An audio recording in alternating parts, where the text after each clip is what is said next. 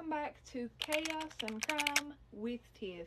And today I'm wanting to touch on a case that has really weighed heavy on my heart. I have done so much research on this case.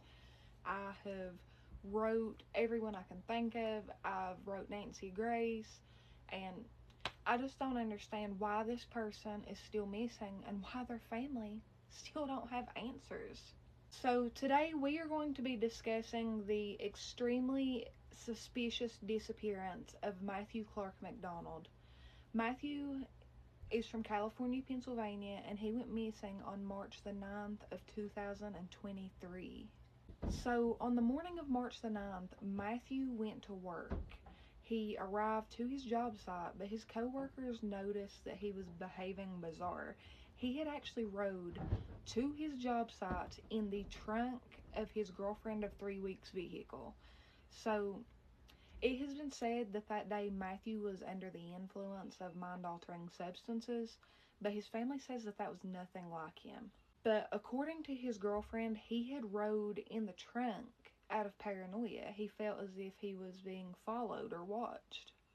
After dropping Matthew off at work, his girlfriend then drove to another town to pick up her ex from rehab. About 4 hours into Matthew's shift, she received a phone call from Matthew. He had used his boss's phone to tell her that she needed to come pick him up from work immediately. Now, why he didn't use his own phone, I couldn't tell you. She then rushed to drop this person off and to get to Matthew's job site. She was actually pulled over by the authorities on her way and issued a speeding ticket. After arriving to the job site, Matthew then went around to the passenger side of her vehicle, got in, and laid the seat all the way back. They were on their way home, but Matthew asked her to take a different route home this time. A route that they typically did not take, which would lead you through the House Cemetery and Long Branch Borough. Once they got to the cemetery, Matthew realized that he had accidentally taken his boss's phone and left his own phone back at the job site. He asked his girlfriend to go back and retrieve his phone and to take his boss's back, but he refused to go back to the job site with her. Matthew then got out of his girlfriend's vehicle with nothing but the clothes on his back. No phone, no wallet, no money, and said that he would wait right there for her to return.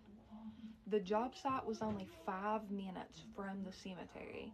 She went back, she retrieved his phone and returned his boss's, and when she got back to the cemetery, Matthew was gone. She started calling out his name and searching all over for him, but he was nowhere to be found. There was actually a small church that sat inside of the cemetery, and she almost got in a lot of trouble because she tried to break into the cemetery because she thought Matthew may be hiding in there. That part was caught on camera. However, whatever happened to Matthew that day was not. Matthew is a son, a brother, a father who would never just willingly leave his son behind. His sister has been desperately seeking answers, and the authorities have not been too helpful in this investigation.